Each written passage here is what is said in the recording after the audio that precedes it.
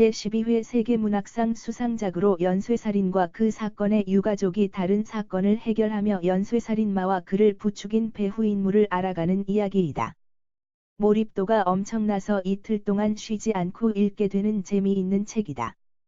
주인공 정석주는 19살에 데뷔하여 천재사진작가로 유명한 40년 경력의 베테랑 사진사이다.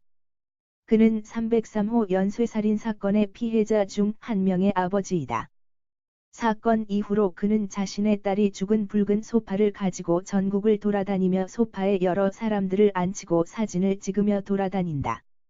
작업실 월세가 6개월이 밀린 어느 날 죽은 딸의 남편인 사위 재혁이 그를 찾아와 사진 작업을 부탁한다. 인물 사진을 찍는 작업이라고 하여 찾아간 그곳은 범죄의 현장이었다. 그곳에서 그는 강남경찰서 강력 1팀 김나영이라는 형사를 만나는데 사실 그녀는 300세 연쇄살인의 두 번째 피해자이며 운 좋게 도망을 쳐 살아난 사람이었다. 그리고 두 번째 피해자였던 나영은 당시 정석주의 사위인 재혁과 불륜관계에 있었다. 그런 나영을 만나고 그녀와 작업을 하며 그는 그녀에게서 딸의 모습을 발견한다. 형사들이 발견하지 못하는 단서를 예리한 사진작가의 눈으로 발견하여 사건에 도움을 주면서 석주는 나영에게 큰 도움이 되는 존재가 된다. 그리고 다른 사건의 사진작업에도 나영은 석주에게 의뢰한다. 다른 살인사건 현장에서도 나영과 함께 작업을 한 살인사건 현장에서도 석주는 예리한 관찰력으로 사건의 이상한 점을 밝혀낸다. 그리고 나영은 더욱 더 그를 신임하고 그를 아버지 같은 마음으로 좋아하게 된다. 그리고 나영은 점점 석주의 스튜디오의 소파에서 수시로 잠을 자고 그렇게 점점 서로에게 익숙해진다. 석주는 나영을 볼 때면 그녀 때문에 자신의 딸이 죽음을 당하게 된 사실 때문에 괴롭고도 그녀가 딸 같아서 떨쳐버릴 수 없다.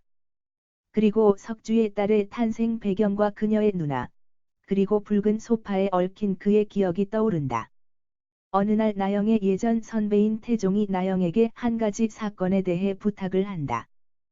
현재 그는 심부름센터에서 사람을 찾아주는 일을 하며 살고 있다. 나영을 통해 태종과 석주는 다시 만나게 되는데 15년 전 벌어진 303호 연쇄살인 사건에서 태종은 석주를 용의자로 판단하고 그를 조사했으므로 둘은 안면이 있는 사이였다.